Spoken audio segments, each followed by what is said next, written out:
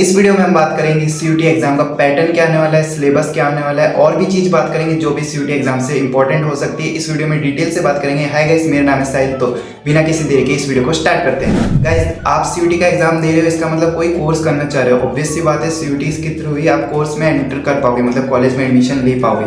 But मतलब इस course को करने के लिए कुछ क्राइटेरिया सेट होते हैं कि आपको सेक्शन 1 से ये लैंग्वेज देनी है, सेक्शन 2 से ये सब्जेक्ट चुनना है, सेक्शन 3 लेना है। तो बेसिकली सेक्शन है क्या, इसके बारे में हम डिस्कस करेंगे।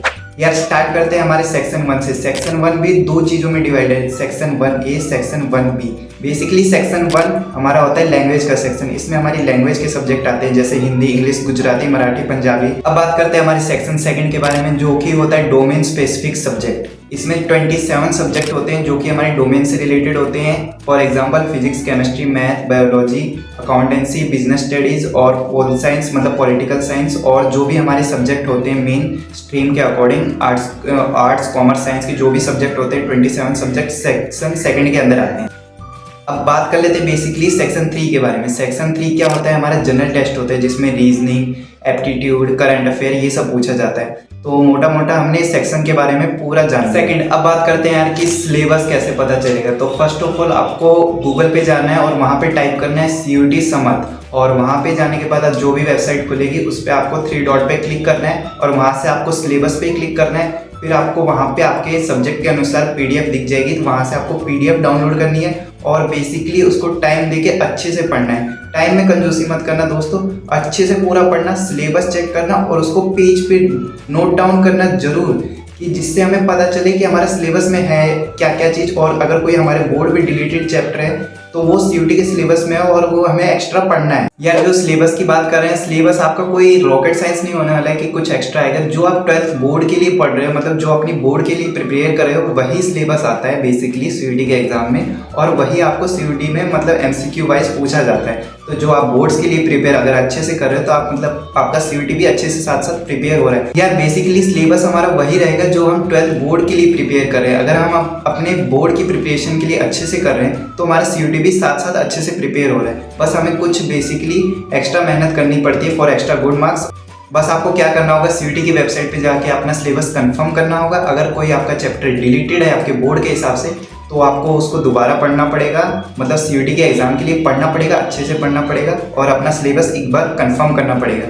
मैं लिंक भी डिस्क्रिप्शन में दे दूंगा और गूगल पे सिंपली भी जाओगे तो आपको पहली वेबसाइट मिल जाएगी। यार अब सबसे इंपॉर्टेंट बात आती है, हमें डीयू में एडमिशन लेना है तो कौन से सब्जेक्ट चुने जो सीयूटी एग्जाम में दे के आए। तो सबसे बेसिक बात है, जो आपने 12th क्लास में स्टडी की है वही सब्जेक्ट के पेपर आपको देने। अब आप सोच रहे होंगे कि भाई मैं साइंस वाला हूँ, मेरे को बीकॉम में जाना है या बीए में जाना है, उसमें आप जा सकते हो बाद में।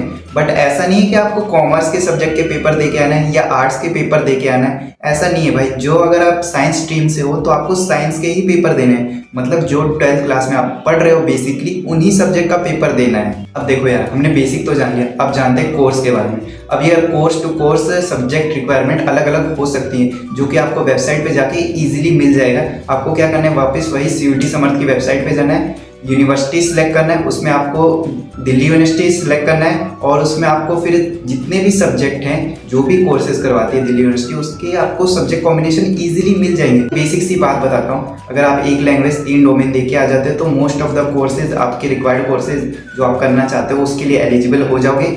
और एक लैंग्वेज 3 डोमेन, और अगर आप जनरल टेस्ट भी दिए आते हो तो भाई लगभग सभी कोर्स के लिए आप एलिजिबल हो जाओगे। मतलब जितने भी कोर्स होते हैं 1000-1200 उतने कोर्स में एलिजिबल हो जाओगे। फिर आपको सिलेक्ट करना होगा कि आप कौन सा कोर्स करना चाहते हो। तो आपको देखना पड़ेगा कि आपके सब्जेक्ट के लिए, आपके कोर्स के लिए जनरल टेस्ट चाहिए या नहीं चाहिए। वो आपको वेबसाइट पे इजीली पता चल जाएगा कि मेरे कोर्स के लिए जनरल टेस्ट जरूरी है या नहीं जरूरी है। यार कुछ इंपॉर्टेंट बात हो जाती है, लाइक जैसे कि मेरे पास 12th क्लास में है मैथ, तो मेरे को अगर मैं बॉटनी ऑनर्स करना चाहूँ तो ऐसा नहीं हो सकता है कि मैं बॉटनी ऑनर्स में भी घुस जाऊँ कि मैंने एक लैंग्वेज 3 डोमेन और जनरल टेस्ट भी दिया है, तो ऐसा नहीं है कि मैं बॉटनी ऑनर्स भी कर सकता हूँ। उसके लिए बायो चाहिए तो चाहिए, मतलब जो कोर्स की रिक्वायरमेंट है वो आपको फुलफिल करनी होगी, तभी आप उस कोर्स के लिए एलिजिबल होगी। और लाइक जैसे कि एक और एग्जांपल दूँ, जैसे इंग्लिश ऑनर्स है, उसमें आपने 3 डोमेन दे दिए और उसमें एक लैंग्वेज इंग्लिश कंपलसरी होनी ही चाहिए। यार देखो अब आपको करना क्या है, बेसिकली आपको वेबसाइट पे जाना है, अपना सिलेबस नोट डाउन करना है, सिलेबस समझना है और भाई थोड़ा टाइम लगेगा, कंजूसी मत करना, ठीक है।